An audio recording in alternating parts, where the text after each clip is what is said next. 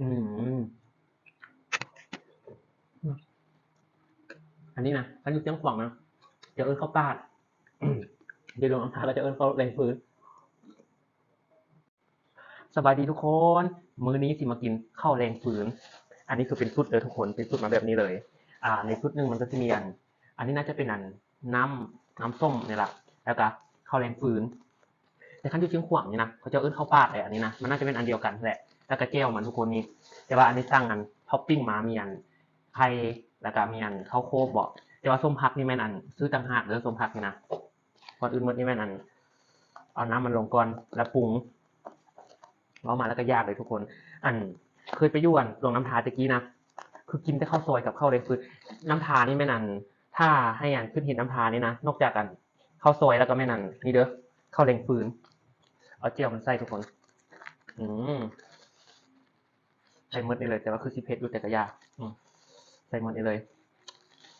ส้มเคี้ยวส้มปากซีมังกรโอ้ส้มอีหลีเป็นนัวเด้อทุกคนอันนี้นะบังไว้ก่อนเพราะเขามักคนกินมักนัวน้องบพรนี่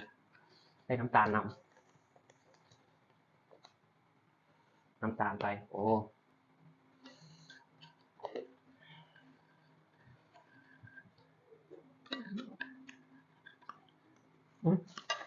ถ้าโอเคได้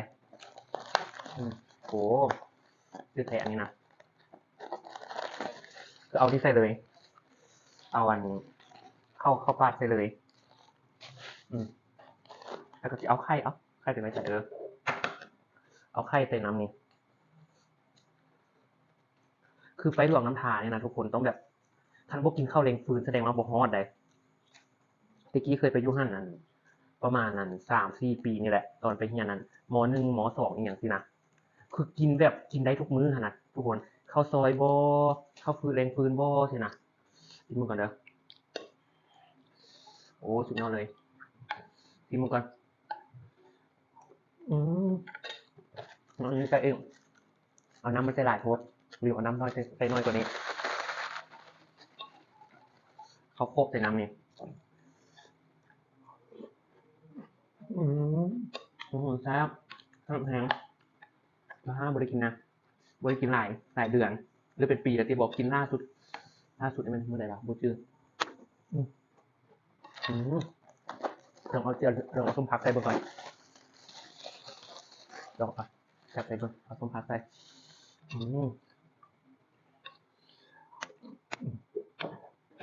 เสียบนะทุกคนบุ้งบาฮานี่มันอยู่ใส่แต่บ้านให้น้องฮักสั่งให้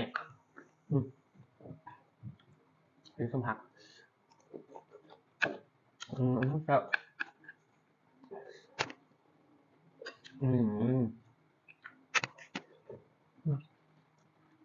อันนี้นะอันนี้เสียงขวางนะจะเอิ้นข้าวปาดเดี๋ยวลงน้ำตาก็จะเอิ้นข้าวแรงฟื้นแต่มันไม่อันเดียวกันได้ทุกคนอันนี้เสียงขวางมันไม่ถ้าจะเอาใส่น้ำข้าวปุ้นนะเอาใส่ข้าวปุ้นน้ำปนกัน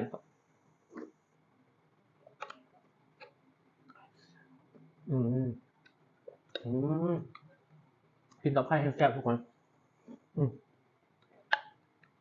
ต้องไปลองกินเบิ่งเด้อไผ่ที่บ่เคยกินนะหรือว่าไผ่ที่บ้านไปน้ำทานะต้องไปกินเด้อข้าวแรงฟืนอืมอืมกินยอดเลยบ่ได้กินโดนอืมอืม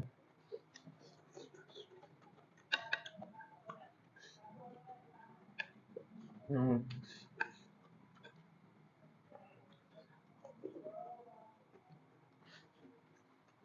อืมเรื่องแซ่บกินกับส้มผักนะก็แซ่บ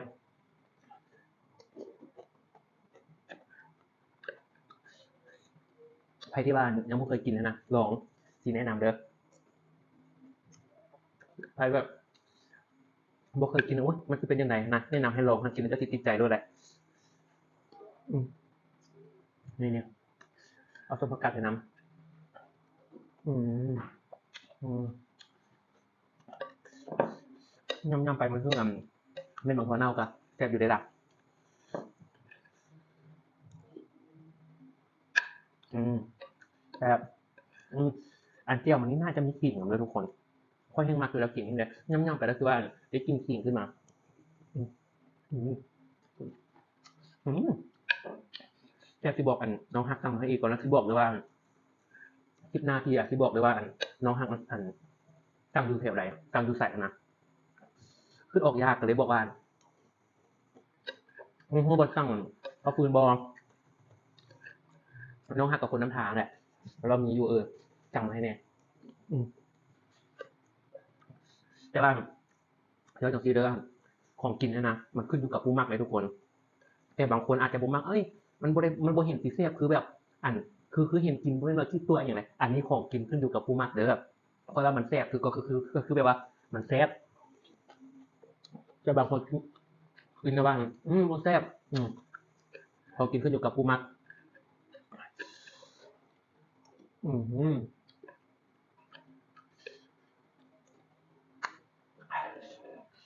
อิ่มพาโทษถึงมันบ่พูดนี่อืมแบบอันเห็นค่อยกินแล้วแบบโอ๊ยต้องเป็นตาแซ่บแท้พอจะไปซื้อมากินบ่แซ่บนี่มันก็คือว่าอันมันมักไผมักมันเด้ออันนี้นะอันนั้นค่อยไอ้ตะกี้เคยไปดูน้ำผาก็บ่มักนะบ่กินนั่นแหละแกได้กินเท่านึงละดีใจเลยว่ามันแซ่บเนาะอีหยังเสียนะแต่ว่ามันก็ขึ้นอยู่กับไผกับอันแบบ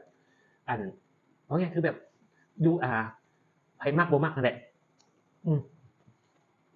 แต่สำหรับก้อยน้องก้อยมันแซ่บอันนี้ก็ร้อยก่อนมื้อนึงนั่น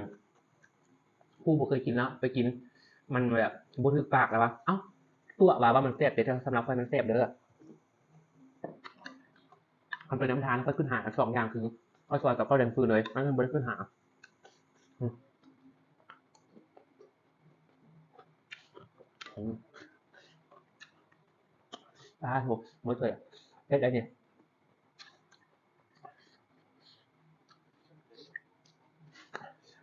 อืมอืมอันนี้แซ่บมื้อหน้าสิบอกอันน้องสาวสั่งมาให้อีกอันสิบอกเลยว่าร้านใด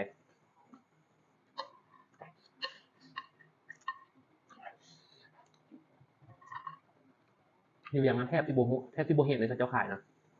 อืมได้กินแต่ตอนที่แบบว่าหมู่อันกลับบ้านบ่แล้วมีใครไปน้ำทาสินะอืมบ๊ายบาย